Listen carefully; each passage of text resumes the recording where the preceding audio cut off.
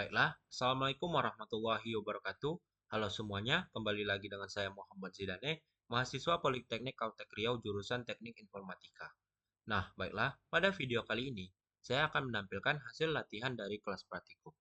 Lalu, saya akan menampilkan dan menjelaskan juga hasil tugas dari kelas praktikum. Nah, bagaimana tampilan dan penjelasannya? Berikut videonya. Nah, baiklah teman-teman, pada latihan yang pertama, kita diminta untuk membuat tombol yang langsung mengarahkan ke register maupun ke halaman forgot. Di sini terdapat dua tombolnya teman-teman, yaitu register yang langsung mengarahkan ke halaman register. Lalu di sini reset here yang langsung mengarahkan ke halaman forgot. Langsung saja kita coba. Di sini langsung mengarahkan ke halaman register. Lalu reset it here ini langsung mengarahkan ke halaman forgot password. Di mana pada codingannya di sini saya menggunakan link, yang mana link ini yang langsung mengarahkan halaman register maupun forgot-nya.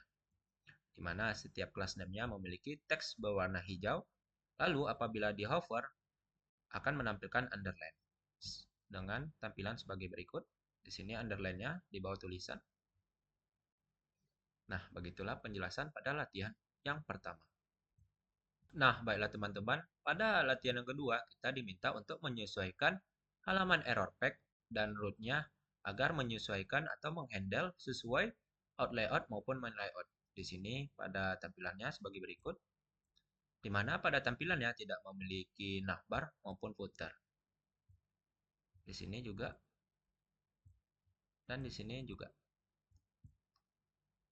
Lalu di mana pada codingan root-nya di sini pada codingan root-nya yang sebelumnya di dalam root main layout ini kita arahkan ke halaman luar persis di bawah halaman roots yang ini teman-teman. Di mana pada halaman root main layout ini memiliki navbar dan footer sehingga kita mengeluarkannya langsung dari halaman main layout tersebut agar menghandle dua sekaligus yaitu main layout dan out layout-nya teman-teman.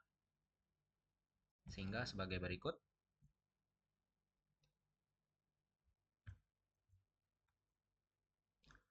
Nah, baiklah teman-teman, pada latihan yang ketiga, kita diminta untuk membuat menu baru, yang mana menu tersebut berisikan tabel data user. Dan data user tersebut kita ambil dari data dummy JSON melalui API. Di mana dummy JSON-nya kita ambil dari link berikut, dengan tampilan sebagai berikut, teman-teman.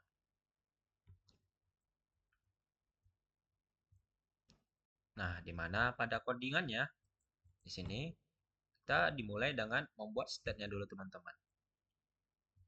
Lalu di sini terdapat use state user loading error current pack.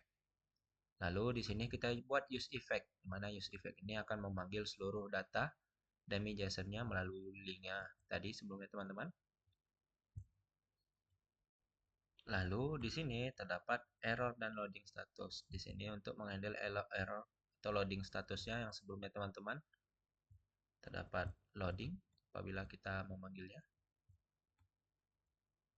Nah, berikut loadingnya.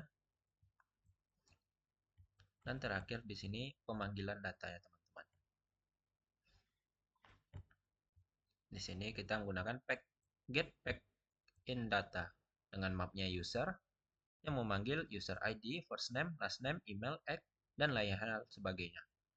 Lalu di sini handle pack change, yaitu mengganti pack change-nya teman-teman agar tidak memenuhi seluruh datanya atau membagi data. Di sini dengan tampilan sebagai berikut, di mana ia akan membagi tampilan datanya teman-teman. Dan begitulah penjelasan dari latihan kelas praktikum.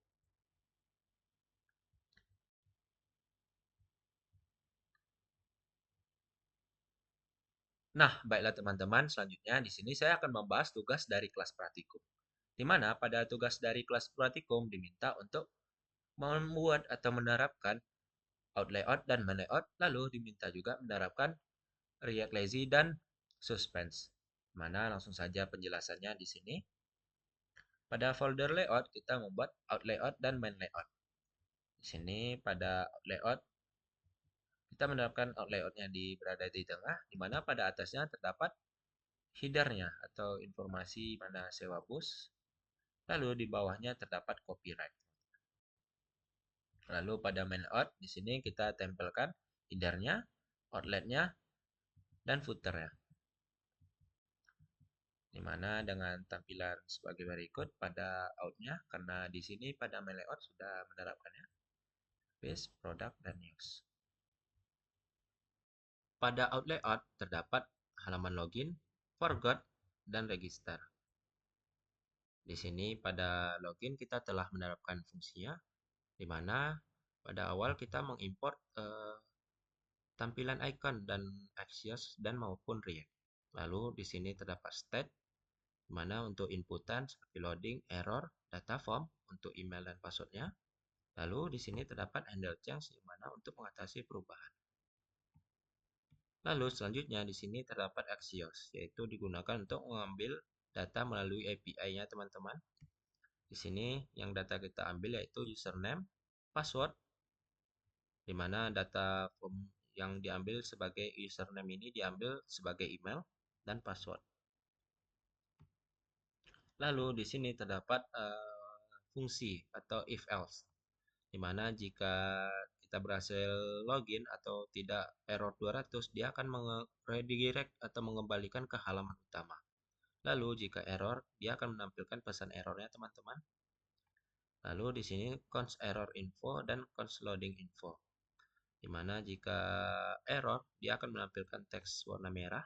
Lalu jika dia saat loading, dia akan menampilkan animasi spin berputar. Lalu di sini kita mengembalikan error dan loading info sebelumnya. Lalu di sini kita mengembalikan tampilan formnya juga ya teman-teman, form yang berisikan yang diminta untuk menginputkan username dan password. Lalu terakhir di sini terdapat dua tombol, yaitu tombol yang mengarahkan ke register dan forgot dengan tampilan sebagai berikut. Sini loginnya. Di sini terdapat login yang minta memasukkan username dan password. Lalu di sini daftar di sini mengarahkan ke halaman register. Lalu di sini terdapat reset di sini mengarahkan ke halaman forgot.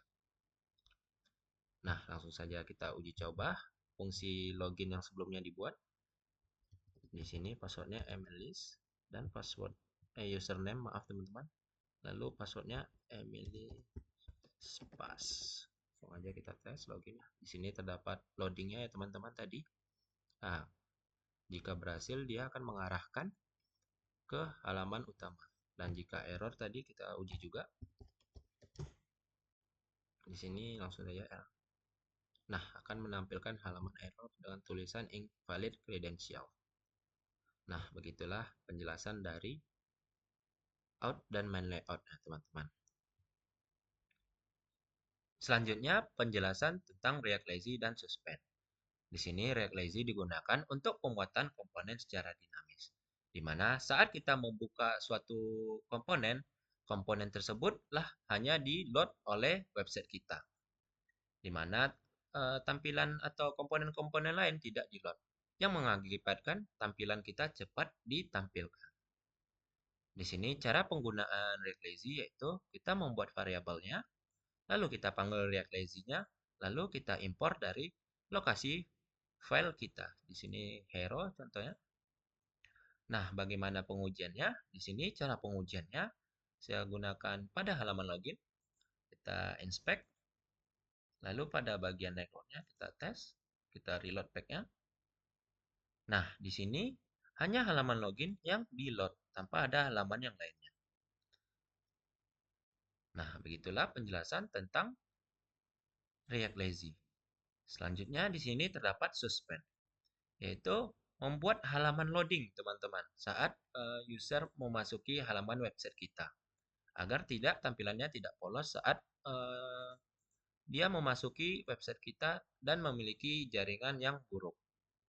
Di sini seperti contohnya, yang pertama kita pergi ke app kita, lalu kita membuat suspend di sini di atas root kita. Lalu kita jangan lupa juga membuat halaman loadingnya. Di sini kita buatnya di komponen loading.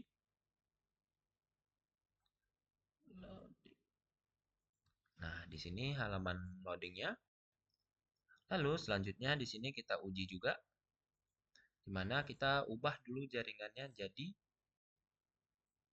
3G. Di sini kita networknya, kita ubah jadi 3G ya teman-teman. Lalu kita reload back lagi. Nah, nah di sini sedang pengujiannya di saat jaringan atau user sedang mengalami kendala, ada terdapat tombol atau tampilan loadingnya teman-teman. Nah, begitulah penjelasan dari React Lazy dan Suspense. Nah, baiklah teman-teman, dengan berakhirnya penjelasan dari tugas praktikum, maka video ini juga berakhir. Maaf apabila ada salah kata atau salah penyampaian. Saya Muhammad Zidane, izin undur diri. Assalamualaikum warahmatullahi wabarakatuh.